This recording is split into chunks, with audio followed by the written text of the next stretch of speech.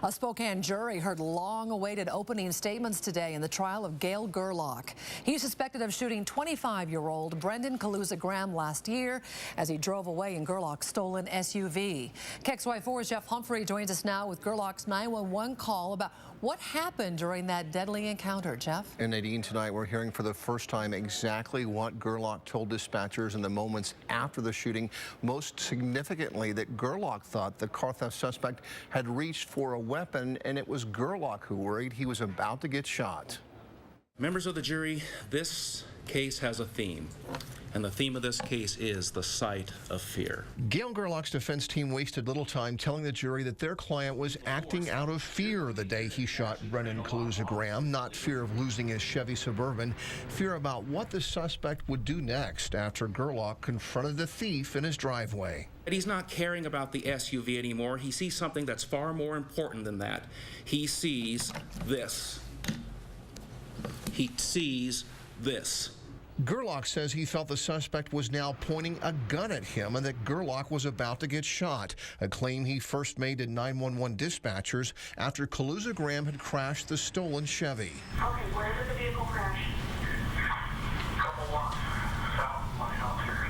Holy street, I don't know where he went. I don't know if he's still going or what.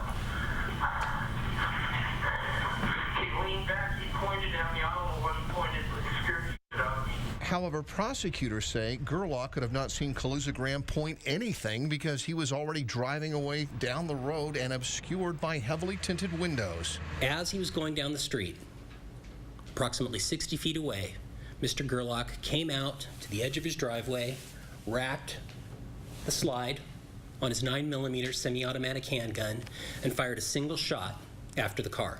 Prosecutors plan to show the jury that single shot passed through the rear window of the SUV and that Kaluza-Graham was no longer a threat to Gerlach's safety. And you'll see that Mr. Kaluza-Graham was not turned facing Mr. Gerlach, as Mr. Gerlach described, but was in fact shot directly in the back of the head as he was facing forward, directly through the back of that seat. Now, that deputy prosecutor went on to say that we are lucky that nobody else was hurt that morning, either by Mr. Gerlach's bullet or now his speeding out of control SUV. But the defense says that Gerlach is the real victim in this case.